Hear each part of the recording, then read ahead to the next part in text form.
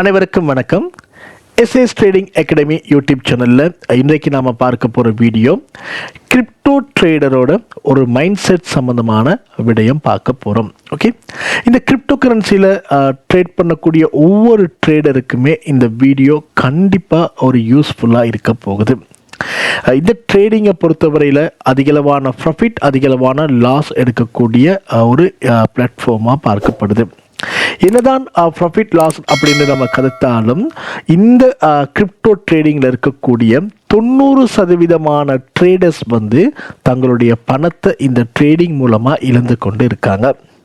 அப்போ இப்படியான ட்ரேடருக்கு ஒரு சரியான ஸ்ட்ராட்டஜி இல்லையா ட்ரேட் பண்ணுறதுக்கு, அல்லது ஒரு சரியான ஒரு பிளான் ஒன்று இல்லையா ட்ரேட் பண்ணுறதுக்கு, அப்படியும் இல்லைன்னு சொன்னால் மார்க்கெட்டை சரியான அடிப்படையில் அனலைஸ் பண்ண தெரியலையான்னு கேட்டால் இது எல்லாம் ஒரு வகையான காரணங்களாக இருக்கலாம். ஸோ அதனால் அவங்க மார்க்கெட்டில் லாஸ் பண்ணி கொண்டு இருக்கலாம். ஒரு சில ட்ரேடர்ஸுக்கு இந்த மாதிரியான விடயங்கள் தெரிந்தும் மார்க்கெட்டில் பார்த்தீங்கன்னு சொன்னால் அவங்க ப்ராஃபிட் பார்க்க முடியாமல் லாஸ் பண்ணி கொண்டு இருப்பாங்க. இப்போ அதுக்கான முக்கியமான ஒரு காரணம் என்னன்னு கேட்டால் ஒரு ட்ரேடரோட மைண்ட் செட். ஓகே, இது எல்லாத்துக்கும் மேலதிகமாக அந்த ட்ரேடரோட மைண்ட் செட் தான் முக்கியமாக காரணமாக இருக்கும் அவர் மார்க்கெட்டில் தன்னுடைய காசை இழக்கிறதுக்கு. உண்மையை சொல்ல போனால் மார்க்கெட்டில் நாம் ட்ரேட் பண்ணுறதுக்கு தேவையான அந்த டெக்னிக்கல் ஸ்கில்ஸ் பார்த்தீங்கன்னு சொன்னால் ஒரு 30% தான் இருக்க போகுது. பேலன்ஸாக இருக்கக்கூடிய 70% நம்மளோட சைக்காலஜி. இந்த சைக்காலஜி மூலமாக தான் மார்க்கெட்டில் நாம் ப்ராஃபிட்டபிள் ட்ரேடராகவும் அல்லது ஒரு லாஸ் பண்ணக்கூடிய ஒரு ட்ரேடராகவும் இருப்பதற்கான அந்த முடிவை எடுக்கக்கூடியதாக இருக்குது. ஆகவே இந்த வீடியோ பார்த்தீங்கன்னு சொன்னால் ஒரு சக்சஸ்ஃபுல்லான ஒரு ட்ரேடர் எப்படி அவருடைய மைண்ட் செட்டை வைத்து கொள்ளணும், ஸோ எதனால் அவர் மார்க்கெட்டில் நான் கேட்டால் ப்ராஃபிட் எடுக்க முடியாமல் லாஸ் பண்ணி கொண்டு இருக்காரு, மார்க்கெட்டில் நீங்கள் ஜெயிக்கணும்னு சொன்னால் என்ன மாதிரியான ஸ்ட்ராட்டஜிஸ் நீங்கள் ஃபாலோ பண்ணணும் அப்படின்னு சொல்லி முக்கியமான பல விடயங்கள் இந்த வீடியோவில் பார்க்க போகிறோம். ஆகவே இந்த வீடியோ கண்டிப்பாக உங்களுக்கு யூஸ்ஃபுல்லாக இருக்க போகுது. ஸ்கிப் பண்ணாமல் முழுமையாக பாருங்கள். வீடியோவுக்கு போகிறதுக்கு முன்னாடி எஸ்ஏஎஸ் ட்ரேடிங் அகாடமி யூடியூப் சேனலை சப்ஸ்கிரைப் பண்ணி கொள்ளுங்கள். மறக்காமல் பக்கத்தில் உள்ள பெல் ஐக்கனையும் கிளிக் பண்ணி வைத்து கொள்ளுங்கள். கிரிப்டோ ட்ரேடரோட மைண்ட் செட்டில் முதலாவது நம்ம பார்க்க போகிறது ஃபியர் அண்ட் கிரீட் அப்படின்னு சொல்லக்கூடிய இரண்டு விடயத்தை பற்றி. அதாவது த டூ மான்ஸ்டர்ஸ் அப்படின்னு சொல்லி இதை சொல்லுவாங்க.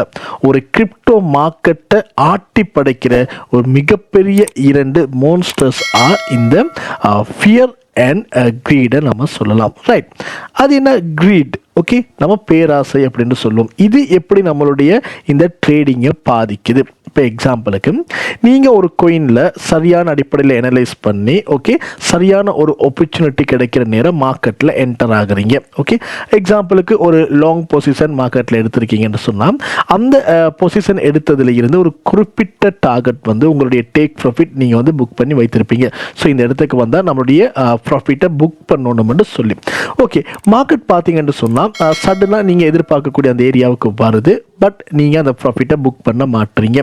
காரணம், மார்க்கெட்டில் வெயிட் பண்ணி கொண்டு இருக்கீங்க. நான் எடுத்திருக்கக்கூடிய இந்த பொசிஷன் பார்த்தீங்கன்னா இந்த கோயின் இதுக்கு மேலேயும் இன்னும் ஒரு 5%, 10%, 20% இதில் ப்ரைஸ் அப் ஆகிறதுக்கு வாய்ப்பு இருக்குது. ஆகவே நான் எடுத்த இந்த ட்ரேட் பார்த்தீங்கன்னு சொன்னால் இன்னும் கொஞ்சம் ஹோல்டு பண்ணி வைத்தோன்னு சொன்னால் அதிகளவான ப்ராஃபிட்டை புக் பண்ணலாம் அப்படின்னு சொல்லி நீங்கள் என்ன கேட்டால் உங்களுடைய மைண்ட் செட்டை மாற்றி பார்க்குறீங்க. ஸோ இது ஒரு மிகப்பெரிய ஒரு பேராசை அப்படின்னு சொல்லலாம். காரணம், மார்க்கெட்டில் நீங்கள் சரியாக அனலைஸ் பண்ணி ஒரு குறிப்பிட்ட ஏரியாவுக்கு அந்த ப்ராஃபிட்டை புக் பண்ணணும். புக் பண்ணாமல் இன்னும் மார்க்கெட் அப் ஆகும் சொல்லி நீங்கள் நம்பி கொண்டு இருந்தீங்கன்னு சொன்னால் ஒருவேளை மார்க்கெட் அந்த இடத்துல இருந்து கிராஷ் ஆக ஆரம்பிச்சிச்சுன்னு சொன்னால் உங்களுடைய அந்த ப்ராஃபிட்டும் இல்லாமல் போய் நீங்கள் ஸ்டாப் லாஸ் போட்டு வைத்திருந்தீங்கன்னு சொன்னால் சரியான ஸ்டாப் லாஸில் ஒரு குறிப்பிட்ட லாஸில் நீங்கள் மார்க்கெட்டில் வெளியில் வருவீங்க.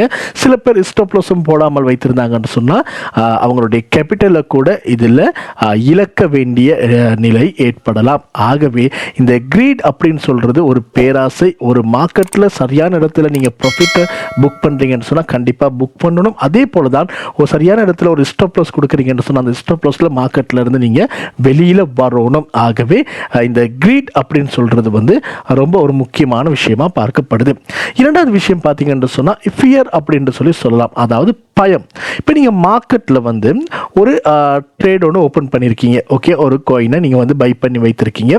சரியான ஒரு ஸ்ட்ராட்டஜிலாம் ஃபாலோ பண்ணி சரியான ஒரு ஆப்பர்ச்சுனிட்டி கிடைக்கிற நேரத்தில் நீங்கள் மார்க்கெட்டில் என்டர் ஆகியிருக்கீங்க. சக்ஸஸ்ஃபுல்லாக அது ஓடிக்கொண்டு இருக்குது. ஓகே, இருந்தாலும் மார்க்கெட்டில் நீங்கள் அதை மானிட்டர் பண்ணி கொண்டு இருக்கக்கூடிய சந்தர்ப்பத்தில் பார்த்தீங்கன்னு சொன்னால் ஒரு எதிர்ச்சியாக ஒரு பீரிஸ் கேண்டல் ஒன்று மார்க்கெட்டில் வருது. ஓகே, எதிர்ச்சியாக ஒரு பீரிஸ் கேண்டல் ஒன்று வருது. இந்த மாதிரியான சந்தர்ப்பத்தில் பல ட்ரேடர்ஸ் என்ன செய்வாங்கன்னு கேட்டால் தங்களுடைய டிசிஷனை சேஞ்ச் பண்ணுவாங்க. அதாவது அடடே நான் எடுத்த என்ட்ரியிலிருந்து மார்க்கெட் வந்து கிராஷ் ஆக போகுதா, ரெட் கேண்டில் வந்திருக்கு, ஆகவே மார்க்கெட் வந்து விழுந்துருமா அப்படிங்கிற ஒரு பயத்தால் பார்த்தீங்கன்னு சொன்னால் சரியான ஒரு இடத்துல இருக்கக்கூடிய அந்த என்ட்ரியை கூட வந்து அவங்க வந்து என்ன செய்வாங்கன்னு கேட்டால் கலட்டி விடுவாங்க. ஓகே, அதாவது அங்கே வாங்கப்பட்ட அந்த கொயினை வந்து என்னன்னு கேட்டால் அந்த கேண்டலில் பார்த்து அந்த பீரிஸ் கேண்டலில் பார்த்து பயத்தில் செல் பண்ணுவாங்க. அதுக்கு அங்கே பார்த்தீங்கன்னு சொன்னால் நார்மலாக மார்க்கெட் வந்து அவங்க எதிர்பார்க்குற மாதிரியே அப்சைட் போய்கொண்டு இருக்கும். ஆகவே இது ஃபியர் அப்படின்னு சொல்லுவோம். ஆகவே இந்த கிரீட் அண்ட் ஃபியர் பார்த்தீங்கன்னு சொன்னால் ரொம்பவும் ஒரு முக்கியமான ஒரு விஷயமா பார்க்கப்படுது. ஆகவே ஒரு ப்ரோ ட்ரேடர், ஓகே, ஒரு ப்ரோ ட்ரேடர் பார்த்தீங்கன்னு சொன்னால் இந்த ரெண்டு விஷயத்துக்குமே வந்து என்னன்னு கேட்டால் அவர் வந்து இடம் கொடுக்க மாட்டார். அவருக்கு தெரிய மார்க்கெட்டில் ப்ராஃபிட் அண்ட் லாஸ் வாரது ஓகே விஷயம் ரெண்டுமே கண்டிப்பாக வரதான் செய்ய போகுது. ஆகவே இந்த ரெண்டையும் பேலன்ஸ் பண்ணிக்கொண்டு சரியான இடத்துல அவர் ஸ்ட்ராட்டஜியை ஃபாலோ பண்ணுற அதே சந்தர்ப்பத்தில் பார்த்தீங்கன்னு சொன்னால் இந்த ஃபியர் அண்ட் கிரீடுங்கிற சொல்லக்கூடிய இந்த ரெண்டு விஷயத்துக்குமே அவர் இடம் கொடுக்காம இருக்கிறதால அவர் சரியான அடிப்படையில் அவருடைய ப்ராஃபிட்டை புக் பண்ணி கொண்டு இருக்காங்க. ஆகவே நீங்களும் இப்படியான தவறுகளை இனிமேல் மார்க்கெட்ல செய்ய வேண்டாம்.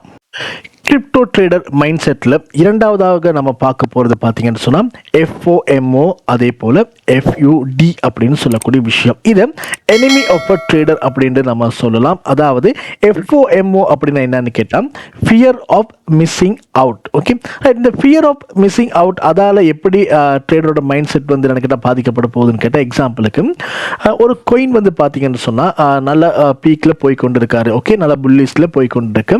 ஸோ இந்த கொயின் சம்மந்தமான நிறைய பாசிட்டிவான நியூஸ்கள் ஓகே எல்லாம் வந்து கொண்டிருக்கு. ஆகவே நாமளும் இந்த கோயினை மானிட்டர் பண்ணி கொண்டு இருக்கோம். பட் நம்ம பார்த்து கொண்டு இருக்கும் போது அந்த கோயின் வந்து ஸ்டெப் பை ஸ்டெப் அப் ஆகி கொண்டு போகுது. Okay, right. இப்படி போகிற சந்தர்ப்பத்தில் ஒரு கட்டத்தில் பார்த்தீங்கன்னா ரைட் இந்த கோயினில் நாமளும் ப்ராஃபிட் எடுக்கணும் அப்படிங்கிற சந்தர்ப்பத்தில் பார்த்தீங்கன்னா ஏதோ ஒரு ப்ரைஸில் மார்க்கெட் வந்து மேலே போய் கொண்டிருக்க சந்தர்ப்பத்தில் போய் நம்ம வந்து ஒரு ட்ரேட் ஒன்று ஓப்பன் பண்ணுவோம். அதாவது மார்க்கெட் அப் ஆகி கொண்டு இருக்கு, மார்க்கெட் மேலே போனால் இன்னும் ப்ராஃபிட் வரும் என்று சொல்லி.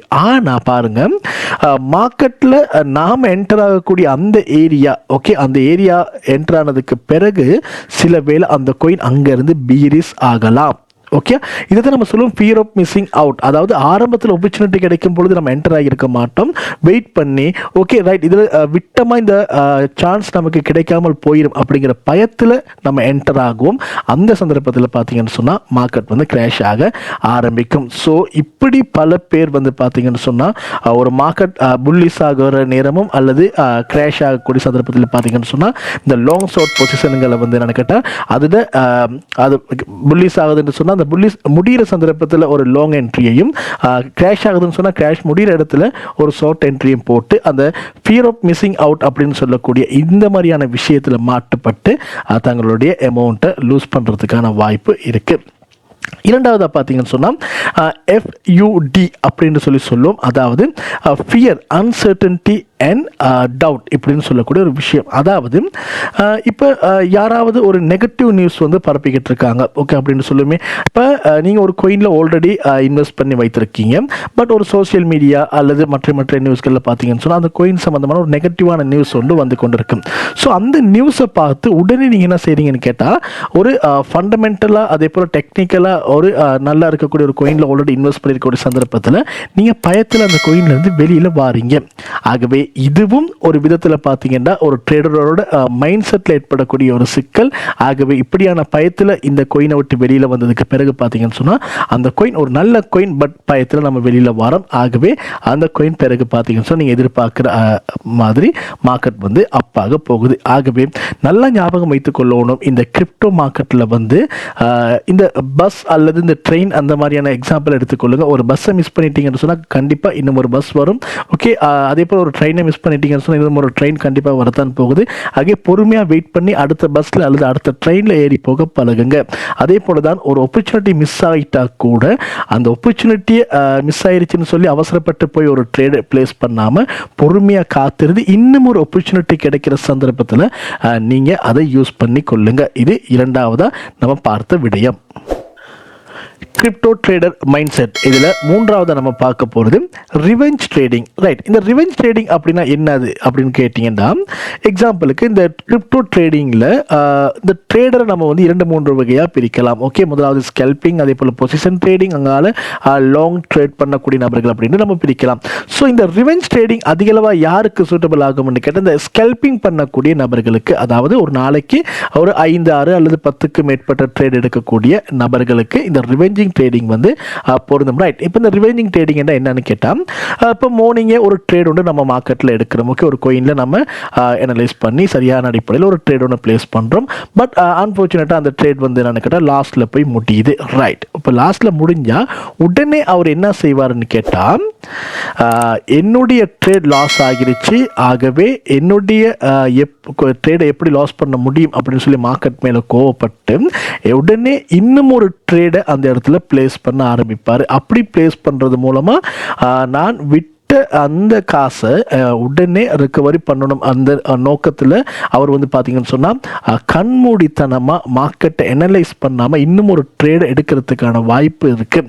ஆக இப்படி எடுக்கப்படுகிற ட்ரேடை தான் நம்ம என்ன சொல்லுவோம்னு கேட்டால் ரிவெஞ்சிங் ட்ரேடிங் அப்படின்ட்டு சொல்லுவோம். மார்க்கெட்டுக்கு எதிராக மார்க்கெட் தன்னுடைய காசை லாஸ் பண்ண வச்சிருச்சு, ஆகவே மார்க்கெட்டை பழிவாங்கணும் என்ற நோக்கத்துக்காக வேண்டி எடுக்கப்படுகின்ற ட்ரேடிங்கை ரிவெஞ்ச் ட்ரேடிங் அப்படின்ட்டு சொல்லுவோம். ஆக இப்படி ரிவெஞ்ச் ட்ரேட் பண்ண போனால் கடைசியில் என்ன நடக்கும்னு கேட்டால் மார்க்கெட்டை நம்மளால் பழி வாங்க முடியாது. இதுக்கு பதிலாக மார்க்கெட் நம்மளுடைய மொத்த காசையும் என்னன்னு கேட்டால் லாஸ் பண்ண வைத்திரும். ஆகவே இந்த ரிவெஞ்சிங் ட்ரேடிங் அப்படின்னு சொல்கிறது ரொம்ப ரொம்ப ரொம்ப பயங்கரமான ஒரு விடயம். ஒரு ட்ரேட் எடுக்கிறீங்க, அந்த ட்ரேட் லாஸ் ஆகிருச்சா, ரைட், லாஸ் ஆகிருச்சுன்னு சொன்னால் அப்படியே பொறுமையாக இருங்க, கொஞ்சம் ரெஸ்ட் எடுத்துட்டு ஓகே, இன்னும் ஒரு ஆப்பர்ச்சுனிட்டி மார்க்கெட் வந்து கண்டிப்பாக கொடுக்க போகுது. மார்க்கெட்டில் அதிகளவான ஆப்பர்ச்சுனிட்டி வந்து கொண்டே இருக்கும். நாம் அந்த ஆப்பர்ச்சுனிட்டி சரியாக யூஸ் பண்ணணும், சரியான இடத்துல நம்மளுடைய என்ட்ரியை பிளேஸ் பண்ணணும். ஆகவே ஒரு லாஸ் வந்துருச்சுன்னு சொல்லி அவசரப்பட்டு ரிவெஞ்ச் ட்ரேட் பண்ணாமல் இன்னும் ஒரு ஆப்பர்ச்சுனிட்டி கிடைக்கிற நேரம் நீங்கள் ட்ரேட் பண்ண ஆரம்பிச்சிங்கன்னு சொன்னால் அந்த லாஸை கவர் பண்ணி ஒரு ப்ராஃபிட்டபிள் ட்ரேடராக உங்களால் மாற முடியும்.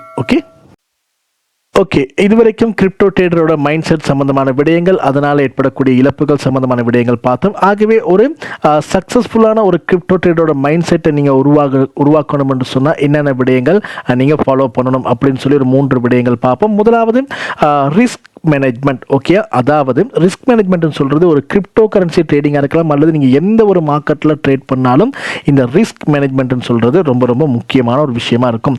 உங்களால் லாஸ் பண்ணக்கூடிய ஒரு அமௌண்ட்டை தான் நீங்கள் இந்த மார்க்கெட்டுக்குள்ளே கேபிட்டலாக உள்ளுக்குள்ளே கொண்டு வரணும். அப்படி உள்ளுக்குள்ளே கொண்டு வரக்கூடிய எல்லா அமௌண்ட்டையும் பார்த்தீங்கன்னு சொன்னால் ஒரே ட்ரேடில் போட்டு ட்ரேட் பண்ணாமல் அது சரியான அடிப்படையில் யூட்டிலைஸ் பண்ணி நீங்கள் வந்து ட்ரேட் பண்ண பழகிக்கொள்ளணும். அது அப்படியான சந்தர்ப்பத்தில் தான் ஏதோ ஒரு ட்ரேட் நமக்கு லாஸ் ஆனால் கூட அந்த ட்ரேடில் நம்ம விடுற இழப்புக்கு ஈடாக பார்த்தீங்கன்னு சொன்னால் மற்ற அமௌண்ட்டுகளை யூஸ் பண்ணி வேறு வேறு ட்ரேடை நமக்கு ஓப்பன் பண்ணி நமக்கு சரியான அடிப்படையில் மார்க்கெட்டில் வந்து என்னென்னு கேட்டால் ஒரு ப்ராஃபிட்டபிள் ட்ரேடராக மாற்றலாம். ஆகவே இந்த ரிஸ்க் மேனேஜ்மெண்ட் ரொம்ப ரொம்ப ரொம்ப முக்கியமான ஒரு விஷயமா இருக்கணும்.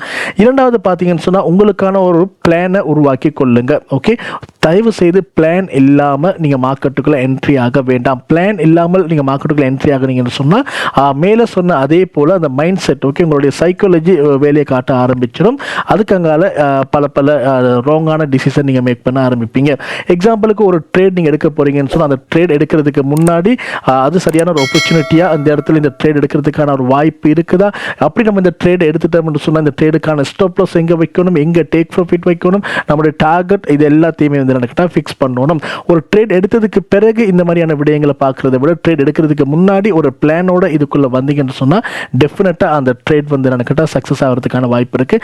அப்படியே மிஸ் ஆகிட்டா கூட உங்களுக்கு ஸ்டாப் லாஸ் மூலமாக உங்களுடைய ஒரு சின்ன லாஸில் வந்து நீங்கள் மார்க்கெட்லேருந்து வெளியில் போவீங்க. இன்னும் ஒரு ஆப்பர்ச்சுனிட்டியில் கண்டிப்பாக விட்ட லாஸை நீங்கள் வந்து ரெக்கவர் பண்ணுறதுக்கான வாய்ப்பு இருக்குது. ஓகே, மூன்றாவதாக பார்த்தீங்கன்னு சொன்னால் கண்டிப்பாக இந்த ட்ரேடிங்கில் நீங்கள் வந்து ஒரு ட்ரேடராக இருக்கக்கூடிய சந்தர்ப்பத்தில் ஒரு ட்ரேடிங் நோட் புக் ஒன்று நீங்கள் ஃபாலோ பண்ணுங்கள். அதாவது நாம் எடுக்கக்கூடிய ஒவ்வொரு ட்ரேடு சம்மந்தமான டீட்டெயிலையும் அதில் நோட் பண்ணி வைத்துக்கொள்ளுங்கள். அந்த ட்ரேட் ப்ராஃபிட்டாக இருக்கலாம் அல்லது லாஸில் இருக்கலாம். ஆகவே இது ப்ராஃபிட் ஆகிச்சுன்னு சொன்னால் அதுக்கான காரணம் என்னது, லாஸ் ஆகிருக்குன்னு சொன்னால் அதுக்கான ரீசன் என்னது, இது எல்லாத்தையுமே நீங்கள் நோட் பண்ணி வைத்துட்டீங்கன்னு சொன்னால் இன்னும் ஒரு இடத்துல இன்னும் ஒரு அதே மாதிரி ட்ரேடு வந்து வரும் பொழுது நாம் வந்து அந்த ட்ரேடை சரியான அடிப்படையில் எடுக்கிறதுக்கு இந்த நோட் புக் வந்து என்னன்னு கேட்டால் நமக்கு ஹெல்ப் பண்ண போகுது. ஆகவே இந்த வீடியோவில் பார்த்தீங்கன்னு சொன்னால் ஒரு ட்ரேடர், அதாவது கிரிப்டோ ட்ரேடருக்கு இருக்கக்கூடிய மைண்ட் செட், அவங்க என்னென்ன மாதிரியான பிரச்சனைகளை ஃபேஸ் பண்ணுறாங்க, அதால் வரக்கூடிய விளைவுகள் அதெல்லாம் நம்ம பார்த்தோம். அதே போல் அதுக்கான சொல்யூஷன் எப்படி ஒரு சக்ஸஸ்ஃபுல்லான கிரிப்டோ ட்ரேடரோட மைண்ட் செட்டை உருவாக்கணும் அப்படியான விடயங்களும் இந்த வீடியோ மூலமாக பார்த்துருக்கோம். இந்த வீடியோ உங்களுக்கு பிடிச்சிருந்துச்சுன்னு சொன்னால் மறக்காமல் வீடியோக்கு ஒரு லைக்கை போட்டுக்கொள்ளுங்க. அதே போல் உங்களுடைய கருத்துக்களை கமெண்ட் மூலமாக தெரிவிக்கலாம். இந்த ட்ரேடிங் மைண்ட் செட் மூலமாக நீங்கள் மார்க்கெட்டில் எப்படியான பிரச்சனைகள் ஃபேஸ் பண்ணியிருக்கீங்க, அதுக்கான சொல்யூஷன் ஏதாவது நீங்கள் வைத்திருக்கீங்கன்னு சொன்னால் அதை உங்களுக்கு கமெண்ட் மூலமாக தெரிவிக்கலாம். அது இன்னும் ஒரு ட்ரேடருக்கு வந்து ஹெல்ப்பாக இருக்கிறதுக்கு வாய்ப்பு இருக்குது. ஸோ இந்த வீடியோ மறக்காமல் உங்களுடைய ஃப்ரெண்ட்ஸுக்கு ஷேர் பண்ணுங்கள். எஸ்எஸ் ட்ரேடிங் அகாடமி யூடியூப் சேனலை சப்ஸ்கிரைப் பண்ணிக்கொள்ளுங்கள். மீண்டும் ஒரு புதிய வீடியோவில் சந்திக்கலாம்.